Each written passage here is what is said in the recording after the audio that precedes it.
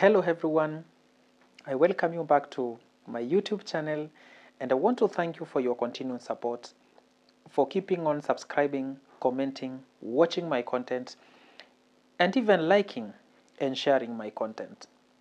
Today I'm here with a very different topic. I want to address an uncommon condition that many people doesn't know actually whether it's a disease, but it keeps on affecting a very large population. As I speak now, around 98% of my audience might be victims of this condition. It's something very simple, but it has a very interesting facts. I want to talk about intestinal worms, commonly referred to as the threadworm, but scientifically we refer to it as Enterobius vermicularis.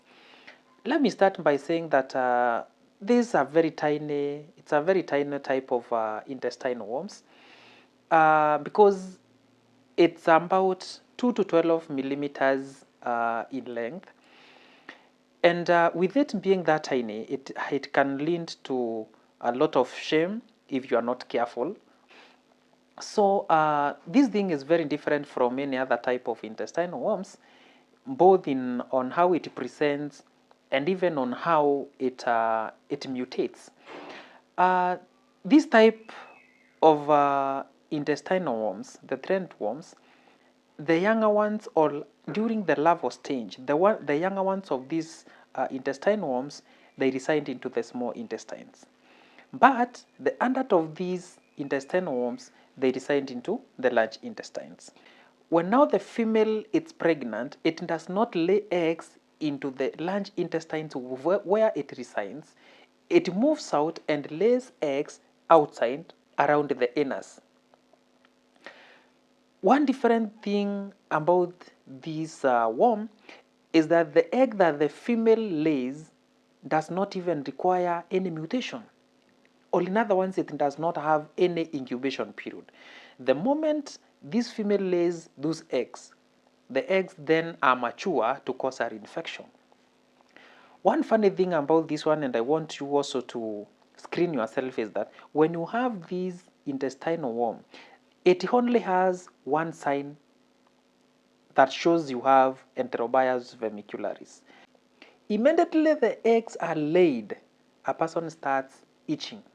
So one of the symptoms of this is anal itching. The moment you experience there is an intense urge to keep on itching around the anus, then be 100% sure you are a candidate of intestinal worms. These intestinal worms, because now the eggs have been laid around the anus, they can be retransmitted into the body. That itching alone might attract very many people to start scratching around there. When they scratch around there, by any mistake you fail to wash your hands, maybe using soap and water, then you go back and start picking food, you eat using your hands, then you take the eggs back into the mouth, then down one to the colon, and the process starts again. Another thing is these eggs, the moment they have been laid around the anus, they might even get into contact with your innerwear. They might even get into contact with your bendings, especially the people who love sleeping naked. So when these eggs have been laid, then they can get into contact with the bending linens, and then again, if anyone else gets to touch them, or even you yourself you touch them, then you are a candidate of getting this infection. But the treatment of this intestinal worm is very, very simple. We just need some simple medication and everything is done. So I want to challenge you, if by any chance you are a candidate of experiencing anal itching, like when you wake up in the morning or maybe at the middle of the night, you have that intense urge to keep on itching around your anus, then my brother, my sister, you have Enterobius vermicularis, and what you need albendazole. Treat yourself, just a single dose of albendazole and Enterobius vermicularis. It's done. So that is it. As I end this, kindly keep on subscribing, keep on sharing my content, keep on commenting, keep on liking. Until the next video, I sign out and bye bye.